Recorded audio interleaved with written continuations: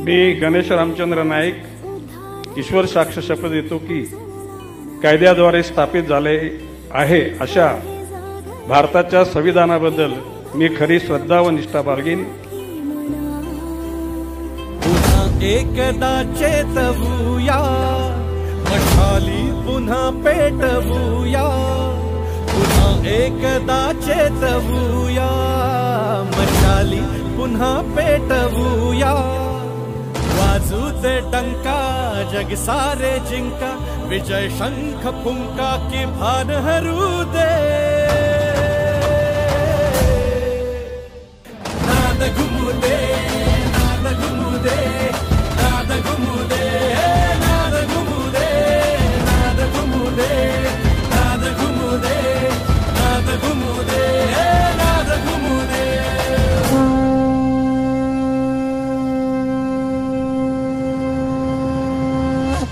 मुख्यमंत्री देवेंद्र फडणवीस की 3.0 सरकार में ऐरोली के विधायक गणेश नाइक ने मंत्री पद की शपथ ली है। इसी का जल्लोष मनाते हुए नवी मुंबई भारतीय जनता पार्टी द्वारा वाशी स्थित छत्रपति शिवाजी महाराज चौक में भाजपा के असंख्य कार्यकर्ताओं ने बैंड बाजे के साथ जोरदार जश्न मनाकर एक दूसरे को मिठाइयां खिलाकर नाचते झूमते पल को उत्साह में सराबोर कर दिया। जोरदार आतिशबाजी से जहां संपूर्ण परिसर भाजपा मय सा प्रतीत हो रहा था, तो वहीं कार्यकर्ताओं का जोश और उत्साह भी परवान पर नजर आया। इस दौरान रामचंद्र घरत ने कहा कि ऐरोली मतदार संघ की जनता ने इस चुनाव में गणेश नाइक को जो प्रेम और विश्वास दिया, उसने इस बात को साबित कर दिया है कि नवी मुंबई के किंग सिर्फ एक हैं, वो हैं गणेश नाइक।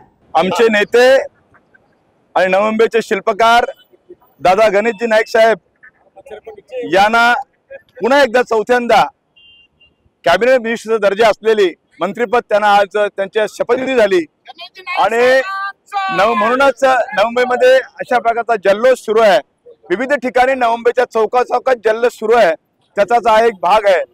गेल्या मागच्या कालखंडामध्ये दादांचं मंत्रिपद देता देता देता राहिलं गेलं आणि तीच एक खंत नवी मुंबईच्या सगळ्या कार्यकर्त्यांमध्ये होती आणि म्हणूनच या विधानसभेच्या निवडणुकीमध्ये अगदी द्वेषाने सगळ्यांनी काम करून जवळजवळ लाखच्या आघाडीने दादांना जिंकून दिलं आणि महाराष्ट्राच्या सरकारला असेल किंवा महाराष्ट्राच्या आमच्या नेत्यांना असेल त्यांना दाखवून दिलं की नवी मुंबईत खरा कोण जर हिरो असेल तर तो दादा गणेशजी नाईक साहेब असेल आणि म्हणूनच त्यांची आज त्यांनी एक चांगल्या प्रकारची व्यवस्था असेल, एक चांगल्या प्रकारचा मान सन्मान असेल, अशा प्रकारे त्यांना कॅबिनेट मिनिस्टर म्हणून त्यांना पुन्हा एकदा बहाल केलं।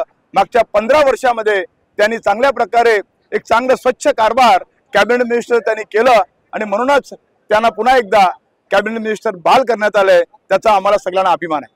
Bureau report, Navi Mumbai network.